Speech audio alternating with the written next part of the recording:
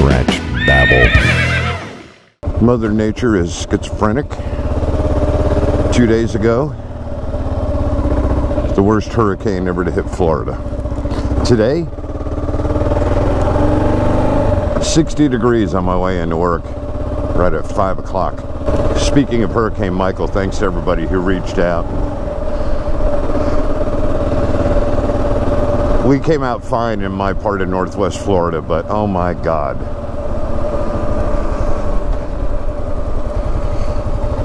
The devastation to our east, from Panama City, Mexico Beach, Apalachicola, just damn near, I still don't have my head around it, and a lot of people don't. If you can afford to do so, if you've got a couple bucks you can spare to the Red Cross or to the different relief funds that'll be established, they greatly appreciate it. There's a lot already underway in our area. Yesterday was just the first morning after. There'll be more ramping up today. We've been devastated in this area before, and the help from all over the country was amazing, and I'm sure it will be again. Keep them in your prayers. 60 degrees this morning. I'm wearing a mesh jacket, and normally I'd have on a liner or something, but this Madstad scream, I love it. So I was watching vlogs a couple weeks ago now, and I was 3x3 challenged by TruckManOnFire. If you don't know who TruckManOnFire is, I'll put a link. And from what I understand, just getting back into motovlogging, has a KLR, had a hellacious little wipeout in some mud. Mud is the devil. Yeah, that's traffic circle in the U.S.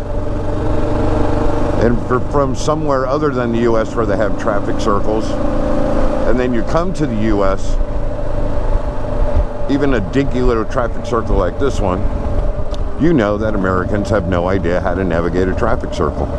TruckManOnFire. He's a truck driver. He's a KLR rider. And he's an all-around good guy, and he called me out in the 3x3 challenge, which, if you're not familiar, is I tell you 3 things you might not know about me, and then I challenge 3 other motovloggers to do the same thing. So on my way into work, I figured I can knock out one of these. A lot of you know I'm a radio announcer, DJ, however you want to say it. Most people in my business say it DJ. That light will never change if I sit there, so you got to do the old right turn, do a U-ey where it's safe. Anyway, so I'm a DJ. I got into it late. I was 33, 34 years old before I got my first job, because I did like a 162. That was a smooth turn, Jim. 162 other jobs. Oh yeah, my real name's Jim. Scratch comes from my radio name. Anyway, I had 162 other jobs. And I've been doing radio since 91. Yeah. So here's the number one thing, or the first thing that you may not know about me. I have horrible stage fright, which is kind of ridiculous if you think about it. But I always have. One of the things that attracted me to radio, the biggest thing that attracted me to radio was when I started learning a little bit about it, was the puzzle of it. How to make it all work. And then as I stayed with it more and more, it was a lot of fun.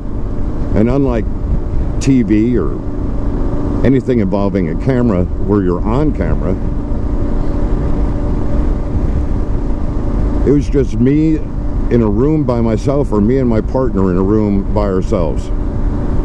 So even though there's however many thousands of people listening, that just never really enters my mind. But put me on a stage and I literally have to change underwear. I dread it. Our big yearly event is coming up.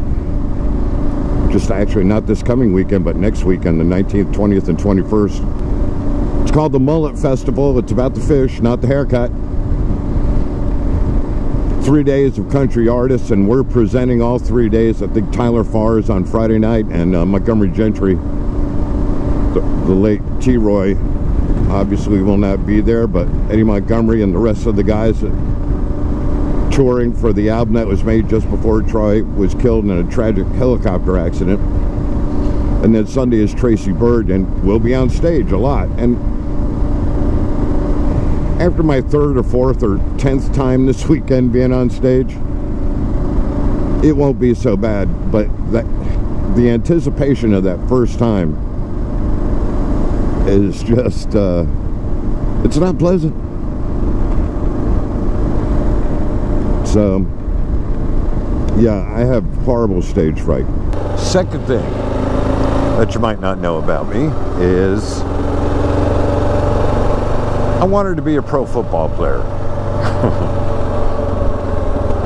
No, for real. Went to college on a football scholarship. I was a 6'1", 190 tailback in high school, 5'5", 40. And my dream was to play in the NFL. 9th grade, moved from where I'd grown up in New Jersey, left an undefeated team, actually, a junior high school team. God, that's a team I'll have to do a video on all in itself. But anyway, moved to Georgia, pretty disappointed that I was leaving that great team. I played quarterback then, but I always loved running with the ball. So when I moved to Georgia, I kind of, and they were kind of happy that a sophomore was coming in who was, at that time, I was like 5'11", 155. I was fast, and played quarterback. They're pretty excited about that. Anyway, I kind of intentionally flubbed the audition because I told them that I played some quarterback, but I really wanted to play running back. And they said, well, we really want you to play quarterback. So I kind of messed that up intentionally so that I would get a shot at running back, which I did. And I got the gig. I gotta be careful how I do this. I got the gig, and in my first game, which was most people know it as JV, but there they called it B team, I had like 167, 187 yards and 3 touchdowns, so it was off. So through my sophomore year, I started getting letters from colleges and stuff, and I was a B student, I would say. And I'm getting letters from Miami and a lot of the Southeastern Conference schools, since I'm in Georgia now, or was in Georgia then. And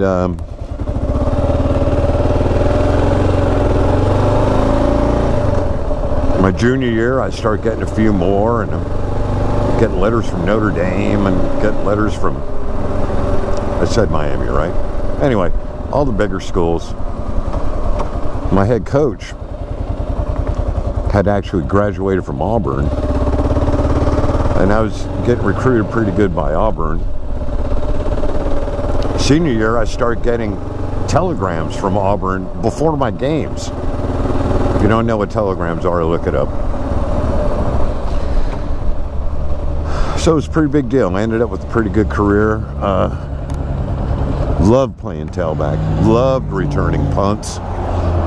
Punts reminded me a lot of a game we played when I was a kid that everybody's played, had different names for it. We called it cremation, where basically we're in somebody's yard. Whoever has the ball, you kill them. And you keep running with the ball until you're tackled. I love that game. Returning punts reminded me a lot of that. So my senior year, I had some grade issues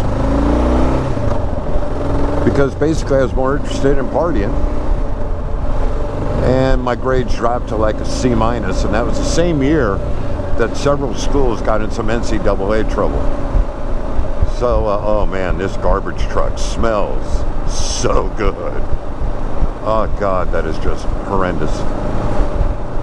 Get me past here. This is one of those times where if I could, I'd breathe through my ass. What are you waiting for, car? Pass that mofo. Tourists, you gotta love them. So anyway, a lot of the colleges kind of stopped recruiting the guys that were kind of marginal by then. And I let my grades go. My SATs were pretty good. My math was horrible. My English was good. Because I'm a readaholic. This guy's gonna kill me.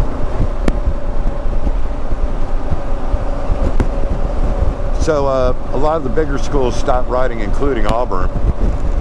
And they ended up signing with a small NAIA school called Gardner-Webb.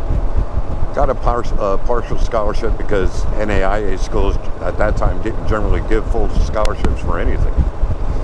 But they were preseason ranked 3rd in the nation. And so I went to school.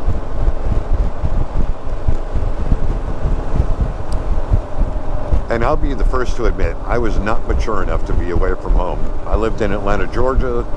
Gardner-Webb was in Boiling Springs, still is, Boiling Springs, North Carolina. I was homesick. I was kind of tired of football. That's another story for another day. Mostly I was homesick, but the real clincher was I wanted to be a writer. That was kind of my dream, besides playing pro football. But as a profession, I wanted to be a writer. And when I went in with my advisor, and the head football coach was there, about picking my classes for the fall semester, because again, I was there for summer practice. You know, I told them I wanted to major in journalism, and they literally flat refused to let me do it. Now, I'm sure they probably went by my grade point average, but if they'd looked, they would have seen I did really good in English. But anyway, they literally said, you are not going to have the time to do that with your football commitment, the studying commitment that the journalism school takes, blah, blah, blah, blah, blah. So they talked me into business administration, which I hated. And so that was that. We played a couple of preseason games, and myself and one other freshman, they ran the wishbone. I played left tailback, he played right halfback, or left halfback, he played right halfback. With a senior that played fullback, and 2 freshmen. The other guy that played tailback, just a little piece of football trivia, his name was Napoleon Rogers. We called him Poe. A little guy, but fast and tough. We did a sweep where I had the ball, and he was the lead blocker around the end, and the All-American or All-Conference cornerback for our team in this scrimmage is who Napoleon had to take on. And he hit him just under his chest of the defensive back shoulder pads. Now, the D-back, I've forgotten his name, but he was like 6'2".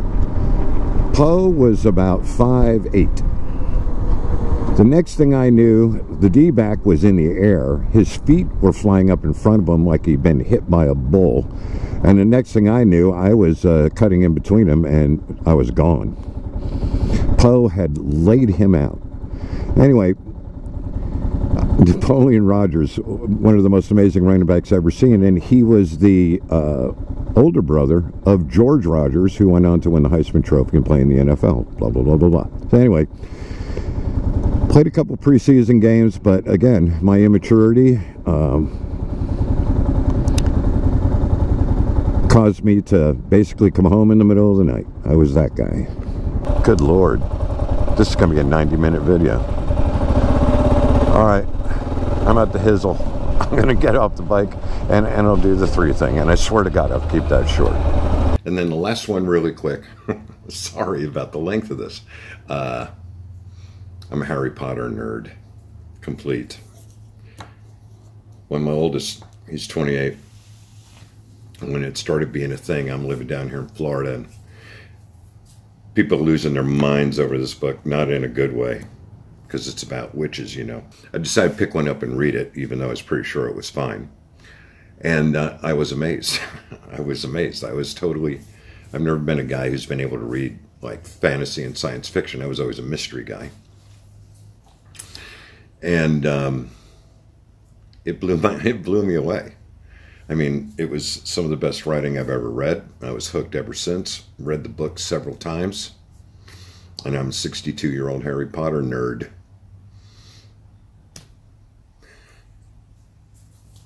Unapologetic. JK is a genius.